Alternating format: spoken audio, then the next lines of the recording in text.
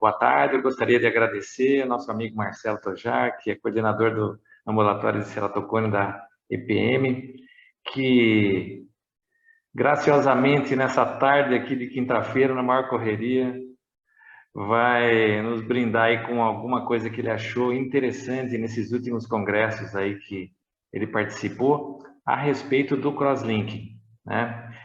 Nós temos um grupo, né, que é o iLink, onde a gente discute casos e a gente de vez em quando convida pessoas que têm um conhecimento, alguma coisa interessante para passar para a gente, para ver se dá uma palhinha para a gente, né?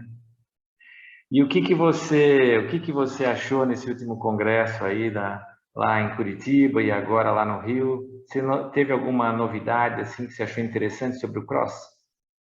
Então, Ricardo, uma das coisas que a gente vem pensando muito a respeito de crosslink, né? Quando o crosslink surgiu, teve, num primeiro momento, um grande ânimo, né? Até sobre a tecnologia, porque a gente não tinha muita coisa a fazer para a prevenção do paciente que tem ceratocone, né? Eu terminei um trabalho agora, grande, com 100 pacientes, e a gente mediu qualidade de vida entre os pacientes que fazem crosslinking, anel, lente de contato e são transplantados. E uma das coisas que a gente mais se preocupa hoje em dia é o número de vezes que esse paciente tem que voltar. Por quê? No consultório privado, às vezes você tem até um aparelho na sua clínica, você fala assim, poxa, é uma coisa do meu dia a dia, é fácil, eu tenho tudo de fazer. Isso é uma situação que também a gente não pode deixar de lado, né? A gente tem que também entender essa situação. Seria um preconceito às avessas se a gente pensasse só na realidade do SUS e se a gente pensasse só na realidade da medicina privada. Claro que no SUS a gente não tem a realidade da medicina privada e vice-versa. Mas eu acho que a gente tem que pensar acima disso. A gente tem que pensar no que é melhor para o nosso paciente e aí sim correr atrás do que, como fazer com que isso vire realidade, tanto no SUS quanto na medicina privada. Então a gente tem na Escola Paulista um fluxograma. Não sei se eu cheguei a te mandar, depois eu te mando, acho Sim, que eu cheguei depois a eu te vou mandar. colocar no grupo, Coloca no grupo, porque assim, é muito importante a gente entender que crosslink é uma cirurgia bacana, é legal. O Emílio Torres está desenvolvendo uma nova forma na Suíça, né, lá junto com o grupo do Rafez e do Paul Seiler, uma nova forma, principalmente o Rafez, né, uma nova forma de modular a emissão de energia. Ele falou disso muito bem no congresso do CIMASP, que é o nosso congresso lá da Escola Paulista. E eles estão modulando, quer dizer, vai ter uma modulação de energia com um efeito diferente do que a gente tem hoje. Esse paciente faz 30 minutos, 15 minutos, 5 minutos, 10 minutos, né? Só isso.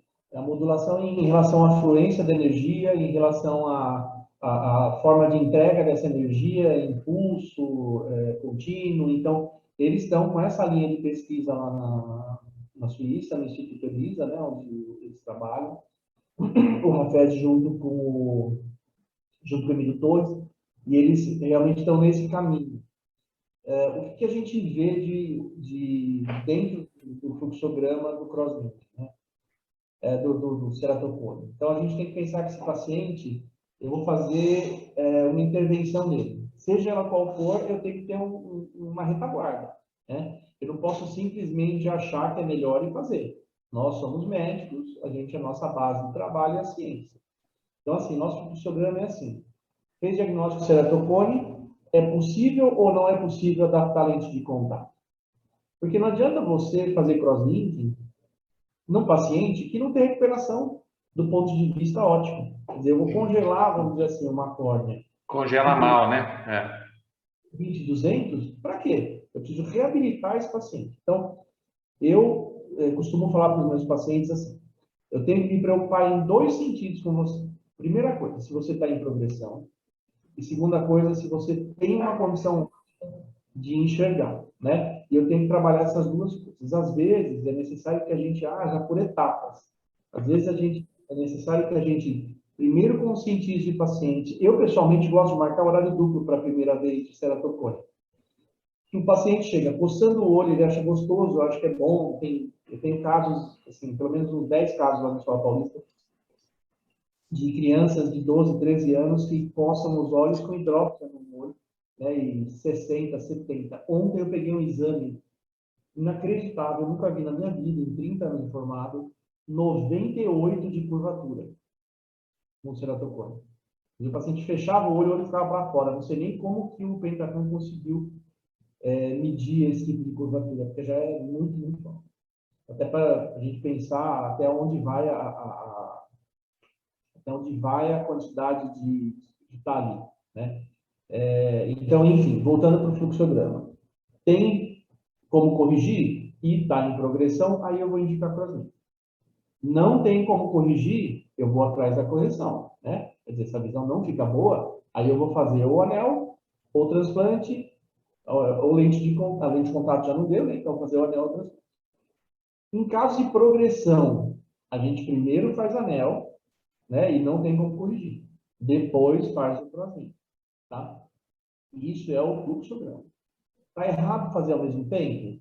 Não, mas tem que ser uma coisa de exceção. Eu acho que fazer anel junto com crosslinking é legal, eu faço às vezes. Pega um caso que progrediu lá 5, 6 em 6 meses, paciente muito jovem, mas assim, tem que ser encarado como exceção, não como regra, né?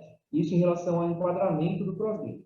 A gente tem que tomar muito cuidado também, e aí lá, Ricardo, a gente atende ontem, por exemplo, acho que foram 60 ou 70 pacientes numa tarde, quarta-feira, com ceratocone grave. Assim, eu não lembro de ver um caso com menos de 54 de curva. Assim. Então, eu brinco que eu não sei nem conduzir ceratocone de 48, né? Porque a experiência nossa, eu não tenho que fazer um estágio para Você está acostumado a pular de paraquedas, mas você joga o paraquedas e pula depois, certo?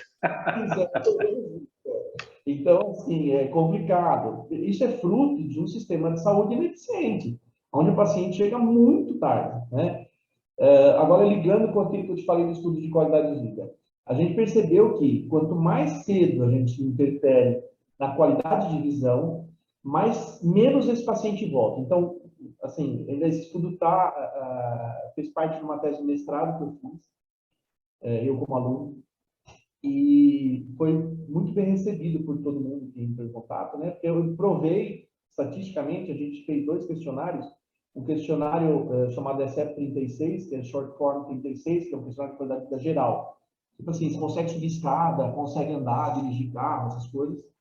E o CORE, que a Mônica fez agora na Unicamp, né, específico para ceratocone, que é o Keratoconus Outsourced Search Questionnaire, né, que é o questionário específico para visão e pacientes que têm ceratocone. A primeira coisa que a gente percebeu é que os 2 questionários deram exatamente o mesmo resultado, ou seja, os 2 questionários mediram e deram o mesmo resultado. Então, a qualidade de vida do paciente, em geral, está, sim, atrelada à qualidade de vida de visão. Então, é muito importante que a gente pense na qualidade de vida dessas pessoas. Um outro dado muito interessante, os pacientes de anel, por exemplo, eles têm 3 vezes mais qualidade de vida do que os pacientes transplantados. E aí tem uma coisa muito tradicional, pelo menos quem é mais antigo, né? A gente não tinha muito o que fazer, tinha uma fila de espera para transplante de 5, 6 anos, e você inscrevia o paciente na fila e ficava olhando ele progredir, né? Hoje não. Hoje, o que é importante é a gente fazer o controle. Então, o paciente com 3 meses ou 6 meses sempre. Menor de 16 anos, estável, a cada 3 meses. Menor de 16 anos, instável, vejo todo mês, né?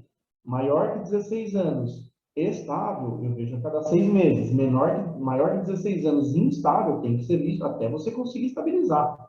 Porque eu não vou ficar olhando uma progressão, daqui a 6 meses ele volta com 2 dioptrias de K máximo alterado. Então, a gente tem que intervir no momento certo. O que a gente percebe muito é que o paciente fica em segundo plano o ato de coçar os olhos, né? Então, isso é uma coisa que o Renato Ambrosio montou lá, o Junho Violeta, eu acho que uma sacada muito legal dele.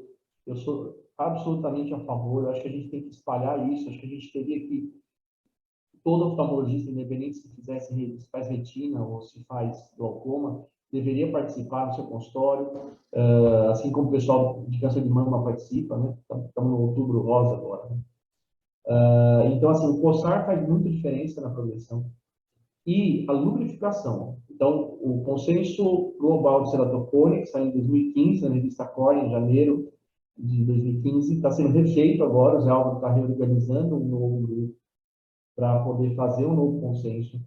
Então, assim, esse consenso segundo vai rever algumas situações, mas uma das situações que a gente já sabe que tem a ver é manter o paciente lubrificado. Como ele vai ter que ficar lubrificado por resto da vida, vamos dizer assim, né? Tem que ser algum lubrificante sem conservante, porque o conservante a gente sabe que vai trazer algumas alterações na superfície ocular. E hoje a gente tem uma gama enorme de colírios sem lubrificante, a gente tem desde metilcelulose, hialurônato, combinação deles todos. Então tem várias coisas sem conservante. Não é mais um impeditivo, já está numa faixa de preço que a gente consegue pagar, né? Os pacientes conseguem pagar. Então, lembrar disso na hora de indicar o crosslinking. Eu tenho visto que os pacientes têm feito o tratamento clínico e têm conseguido estabilizar o ceratocone e nem ir para crosslinking. Então, assim, fazer crosslinking, aquele paciente que está coçando o olho vermelho, não pode esquecer que o que acontece no ceratocone? A gente tem na superfície um gene expresso que tem lá o TGF-beta1. Quando você coça o olho, ele é ativado e dá origem à interleucina 1 e interleucina 6. São enzimas pró-inflamatórias. Essas enzimas se transformam em metaloproteinase de matriz e agem fazendo a colagenólise. Então, se eu mantenho a superfície ocular bem lubrificada, com baixa inflamação, eu não ativo a progressão da doença, né? Claro que a gente tem aquelas crianças de 12 anos que já aparecem com 68 de curvatura no primeiro dia, né, diagnóstico, mas tem aqueles pacientes de 26, 27 anos que têm lá suas curvaturas de 50, 48. Né? Então, a gente tem que saber quantificar qual é a gravidade de um adolescente que tem esse tipo de situação. Né? A gente tem 250 genes hoje envolvidos, para você ter ideia, em 5 cromossomos diferentes. Então, a gente ainda está buscando, até a terapia gênica tem sido estudada. Né? A gente fez agora na Escola Paulista o tratamento de uma distrofia de Leber na retina, né? Com terapia gênica, foi o primeiro que a gente fez lá, a equipe da retina fez. E existe a possibilidade de, a qualquer momento, aparecer uma terapia gênica para o ceratocone também. Né? Só que a grande dificuldade é localizar onde está o gene e separar o que é fator ambiental do que é fator genético. Então, assim, o que a gente imagina é que hoje tem uma predisposição genética e o paciente que coça o olho ativa essa série de coisas e aí ele acaba tendo ceratocone, né?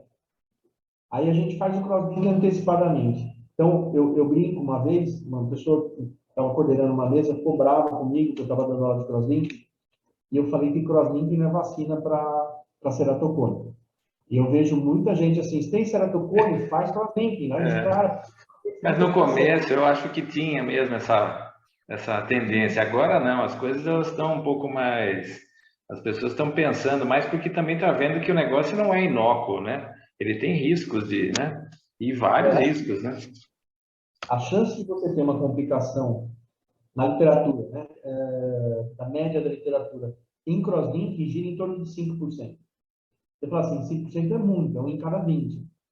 Se a gente considerar que a complicação pode ser desde um defeito epitelial persistente, infecção, o que a gente tem de mais grave hoje, ontem eu vi 2 casos, para você ter ideia, leucoma com aplanamento progressivo. Mas eram casos onde foram feito aquele tratamento tradicional, né? O standard do Cell-Cider, né? Dresden, né? Que é É. o 30 minutos de radiação com 30 minutos de instilação de Salk, né?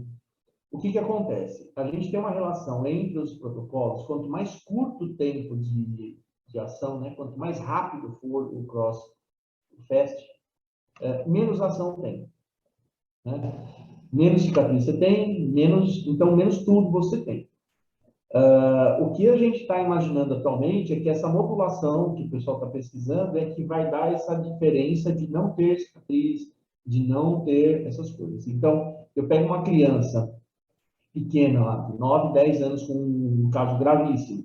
Eu faço um fast que é mais rápido, né? Só que vai durar menos tempo e vai ter menos intensidade.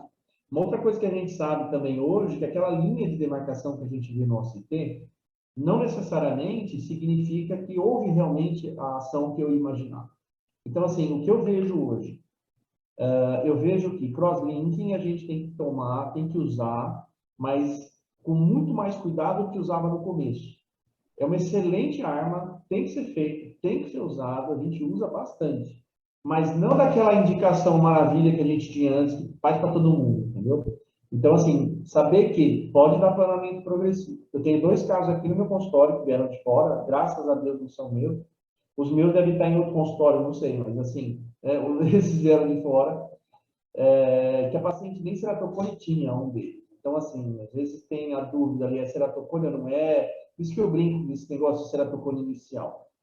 Eu acho que o ceratocone inicial, a gente tem que saber muito bem distinguir do que é uma córnea normal. Então, se você não tem, você tem um paciente com uma alto astigmatismo, 3, 4, 5 de astigmatismo, tem um voltar irregular, simétrico, uma córnea de espessura normal. Você olha para a face posterior, tem no BFS, Flamingo Pentacão, em Galileu. Você tem uma imagem em ponte, você fala assim, isso é um ceratocone. Não é. Ele tem um alto astigmatismo, ele vai ter uma alta esfericidade e vai ter uma deformidade do espaço posterior, óbvio. Mas é regular e simétrico. O que é que vai dar diferencial? É um mapa chamado BFT-E no Pentagram e BFT-A no Galileu. BFT-A é o Best Fit Toric Ellipsoid e no Galileu é BFT-A, Best Fit Toric Asta. Então ele vai comparar uma bola de futebol americano com uma bola de rugby. Ele vai comparar uma esfera com outra esfera, porque a córnea do astigmatismo regular e simétrico é altamente asférica. E é normal. O que é ser asférico? É ter uma córnea ovoide. Um ovo é uma esfera. Uma bola de futebol é uma esfera. Né? Uma bola de sinuca é uma esfera. Ela tem um único raio de curvatura. Mas isso, eu não vou nem começar a falar desses negócios. Aí o que acontece? Então, a gente precisa saber separar o que é ceratocone do que é uma córnea normal. Né? Então, essa interpretação desses mapas e assim, não é vergonha nenhuma a pessoa que não conhece perguntar para um amigo que tem um conhecimento maior, ó, você acha que é, não é? Porque assim, as córneas normais realmente irradiadas acabam tendo reações diferentes, né, do que uma córnea que já é amolecida. Então, uma córnea que tem uma alteração ali nos tais nas ligações, são ligações covalentes, né, o termo cross-linking, né, significa ligações cruzadas, mas existem ligações covalentes entre as moléculas de colágeno, né? Que são ligações de mesma intensidade, vendo lá da química básica. Então, assim, a gente vai aumentar isso. Que tipo de repercussão vai isso? A gente não tem estudo em córnea normal. Então, um desses casos eu vi essa semana passada, e eu tenho visto muito na Escola Paulista, principalmente essas saúdes de grupo que estão fazendo agora pacote e capitation, não sei o que, o pessoal vai e faz de qualquer jeito. Infelizmente, não é criticar isso, pelo amor de Deus, quem sou eu para estar falando se está certo ou está errado, mas eu tenho visto vindo muito dessa coisa que o pessoal atende por pouco, atende em grande quantidade, e eu vejo os jovens caindo nesse tipo de armadilha, onde você fala assim, poxa, eu atendo 60 casos por dia de uma determinada doença e só eu faço. Aí você fala assim, tá, para quê? Né? Você se formou médico ou consertador de córnea? Não, o cara faz curso de estatística e economia. Mas só voltando nesse caso assim do aplanamento progressivo, não existe nenhum tratamento para isso, né? Oração. É rezar pelo paciente só, porque, infelizmente, até o momento, eu já vi caso de aplanamento, Ricardo, de 12. E Eu aí, tenho assim, uma também, eu tenho uma minha mesmo. Ela tinha -8 e ficou com um plano, quer dizer, plano porque não consegue melhorar com nada, fica com uma visão de 20/40 sem óculos, só que insatisfeita. uma coisa de satisfação visual também, a gente tem que lembrar que, às vezes, o paciente tem 20/20 com uma satisfação muito baixa. Você fala para ele, mas você leu a menorzinha, mas está horrível a minha visão. O que que acontece? Em ceratocone, a gente são coisas que a gente tem que começar a se preocupar também. São as aberrações de alta ordem. São geradas pela deformidade e pelo campo que você tem de aquela área de mínima confusão dentro da área de foco do olho, é muito ruim, né? Então, você tem glaucoma, trifóio, Você tem várias aberrações de alta ordem que baixam mais a visão do que a baixa da visão. Então, quando for indicar um crosslink, primeiro, ter certeza que está em progressão. Primeira coisa. Progressão em crosslinking é maior que meio, ou seja, 0,75 em 6 meses ou 1 em 1 ano. Tá? Isso pode ser no K1, K2 ou no K máximo.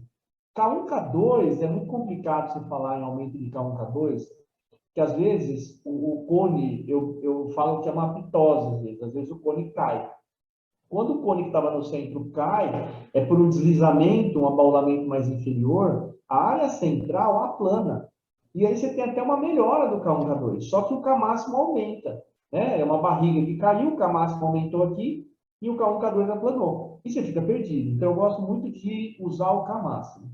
Isso é um fator. Outro fator que pode alterar nosso julgamento, né, de que houve ou não houve progressão, é o exame que você está usando. Então, assim, se você usar um topógrafo, para o ceratocone, ele vai tirar uma foto, né, de os anéis de plástico de frente, por cima. Ele não sofre tanta deformação da imagem, porque ele mede o que é mais plano, mais próximo, mais distante, né, o que é mais curvo, mais próximo, e ele faz esses cálculos, ele está trabalhando em 2D. Quando você usa o Pentacam e o Galilei, que na minha opinião é o padrão ouro, eu sei que não é tão acessível para todo mundo, mas é o padrão ouro, tecnicamente, que eu falei. A gente não pode também nem lá nem cá, a gente tem que usar a tecnologia e ir atrás dela. Então, para mim é o padrão ouro, os dois tomógrafos. Eles fazendo a fotografia de shine plug, eles fazem uma fotografia em curva, porque o plano da máquina é deslocado, a objetiva do filme, né? Com isso, você consegue uma amplitude de profundidade de foco maior.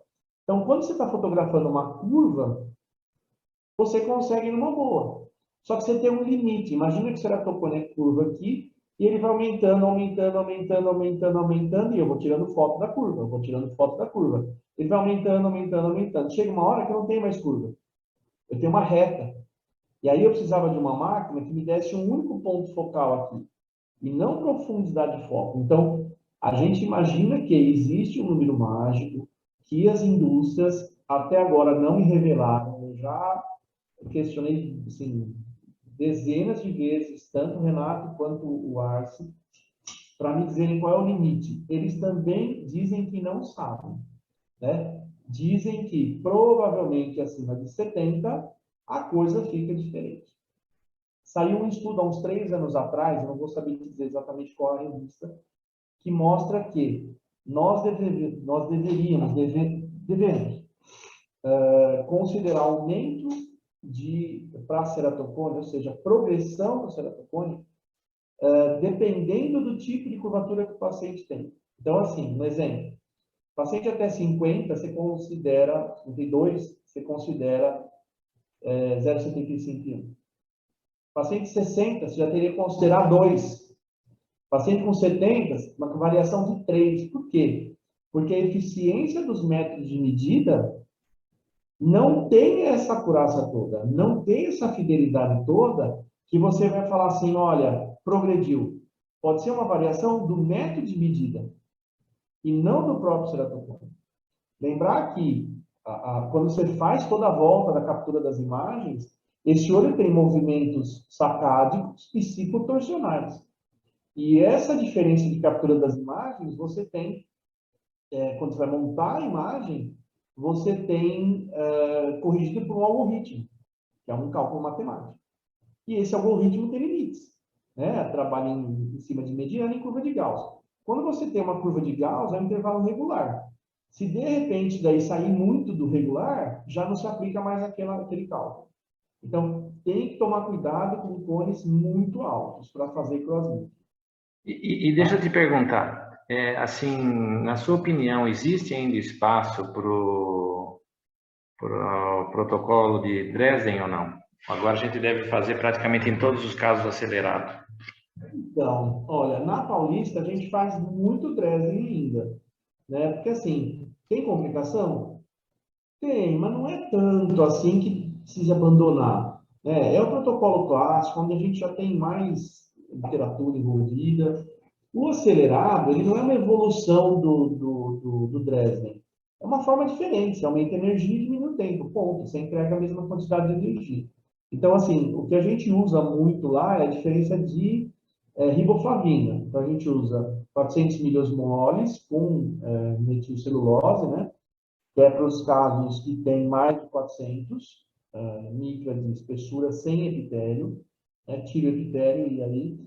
E a gente usa de 200 miliosmoles, que é hiposmolar, para pacientes que têm menos de 400 de epitélio, né? Então, sem epitélio. Então, pacientes até 350, 300 a gente não faz. Nós tentamos várias coisas lá. Até na época que o Emílio estava fazendo especialização com a gente, acho que chegou a... Acho que até uma colega de turma dele a fazer um trabalho, que a gente colocava uma lente de contato em cima da córnea e para fazer de conta que é uma lente de espessura. A Solótica chegou a fazer para a gente uma lente regular de 100 micra de um lado no outro, porque as lentes de miopia, elas têm 80 micra no centro e 100 na periferia, as lentes descartáveis, né? E as lentes de hipermetropia, 120 no centro e 100 na periferia, para poder dar o grau, né? E, então, a gente conseguiu essa lente. E duas, três cirurgias a gente percebeu que não dava e abandonamos tudo. Passou no CEP, tudo certinho, e aí, com o segmento dos casos, eles continuaram progredindo e a gente teve que interromper esse estudo, né? Casos também muito graves, né? Córneas de 320. Entendi. E deixa eu te perguntar, vocês vocês repetem, tem algum protocolo de quando deve repetir? Quando tiver progressão. Assim, uma coisa que o paciente às vezes estranha é que você tem que repetir o Crosslink, né? Assim, o paciente, o que você vai gerar no Crosslink? Aumento dessas ligações. Aumentou essas ligações, o paciente continuou com o olho inflamado, coçando, vai progredir. Entendeu? Então, assim, controlar em primeiro lugar a progressão com da coceira e bem lubrificado, trazer o cara para você, olha, meu olho está irritado, vem aqui no consultório que eu te vejo. Beleza. Mesmo assim, continua progredindo, não tem problema de fazer de novo. Agora, está progredindo e está deformando, tem alguma coisa errada, porque assim não é normal, entendeu? Ou o cara está coçando dormindo, pede para dormir com óculos de proteção, alguma coisa está acontecendo, dorme em cima do olho. Tem um vídeo da Universidade de Rothschild, na Alemanha, que o cara coça o olho, e aí ele mediu de um monte de gente coçando o olho de formas diferentes. Então, o cara que coça o olho com o ossinho da mão aqui é muito mais grave que aquele que coça com a palma da mão e aquele que dorme em cima é o pior de todos. Então, assim, eu acho que a gente não tem unanimidade, sabe, Ricardo, de ceratocone. Muito pelo contrário. Está saindo o livro agora da Edna Medina, sabe? O Keratoconus, que é um tratado de 1.200 páginas. Bem legal. Eu escrevi a parte de diagnóstico precoce de ceratocone desse livro. E, assim, é complicado se levantar uma literatura que sirva para daqui 6 meses. Você tem ideia? Eu faço sempre isso, porque eu estou sempre falando, né? E aí eu levantei, coloquei no PubMed, keratoconus, a palavra. Dei Enter. No último ano, 2021, 736 referências com a palavra ceratocone. Quer dizer, se a gente soubesse alguma coisa assim, que o que eu estou te falando hoje, segunda-feira pode já não ser uma verdade. Entendeu? Pode sair, é o mundo correndo atrás de ceratocone. A gente achava que era 1 em 2.000, hoje a gente já sabe que é 1 em 300, né, em média, dependendo da população. Você vai na Arábia Saudita, é 2,5% da população tem ceratocone por causa das tempestades de areia, o ar coça muitos olhos, ar muito seco, né? Então, assim, eu acho que a gente tem que ser um pouco também criterioso na hora de mudar a conduta de uma hora para outra. Eu acho que a gente tem que estar atualizado. Fazer crosslink acelerado, pode fazer, não tem problema nenhum. Mas também eu acho que o Dresden tem o seu lugar ainda. Mas haveria, assim, um espaço de tempo mínimo entre um acelerado e outro, assim, que você acha que seria prudente? Então, a gente faz esses controles, né, desses pacientes 3, 6 meses. Você vê que está aumentando, faz, não tem problema. Agora, você não pode misturar um pouco também as coisas. Assim, às vezes você está tendo uma hipertrofia do epitélio corneano, que está aumentando a curvatura, e não é aumento da curvatura. Então, assim, tem que olhar para aquele paciente e falar assim, será que eu estou diante só de uma cicatrização aumentada, de um aumento do epitélio? E aí a gente tem como fazer isso. É que Faz não, um mapa mas é epitelial que o não. mapa epitelial não é em qualquer aparelho que tem, esse que é o problema, né? Mas é aí que eu estou falando, existe a possibilidade? Existe. É do dia a dia? Não. Todo mundo sabe olhar um mapa epitelial? Eu vou ser muito sincero, eu olho, eu vejo 80, 90 casos só na Escola Paulista, que na minha clínica é 10 por dia. Então, assim, eu vejo, com a experiência que eu tenho, ó, se fizer uma conta aí de uns 10 por dia aqui, mais 80 lá, sei lá, eu vejo uns 300 ceratocone por mês. Porra, eu tenho dificuldade até hoje de ver, entendeu? E eu tenho uma centena na clínica. Eu tenho como fazer mapa epitelial. E realmente dá diferença. Então, assim, quando você não sabe, dá um tempo, entendeu? Faz exame de novo daqui 15 dias, lubrifica, que às vezes aquele epitélio, tá mudando essa curvatura porque ele está em remodelamento. Então, a gente tem que realmente tomar muito cuidado. Eu acho que, assim, pensar em refazer esse crosslink em intervalo mínimo de uns 3 meses, pelo menos. Né? Muito legal, cara. Olha, o nosso tempo aqui do Zoom tá acabando, né? Mas, olha, foi muito elucidativo aí a nossa conversa, cara. E sempre um prazer aí poder conversar com você sobre isso e sobre outras coisas que a gente tem afinidade, né? Mas é muito legal essas informações. Eu acredito que que o pessoal vai gostar. E eu vou depois mandar o link para você do grupo. Quem sabe, se você tiver tempo, eu sei que é muita coisa. Hoje em dia todo mundo tem 10, 20 grupos de WhatsApp da mesma coisa, né? Nossa vida de médico está atribulada demais, né? É, Essa volta aí. Bom, que bom que a gente tem trabalho também, né? Tem que fazer verdade. trabalho. Mas olha, valeu, obrigado, um ótimo serviço aí para você, viu? Um abração aí, a gente vai se falando. Até mais, um abraço. Tchau. Claro.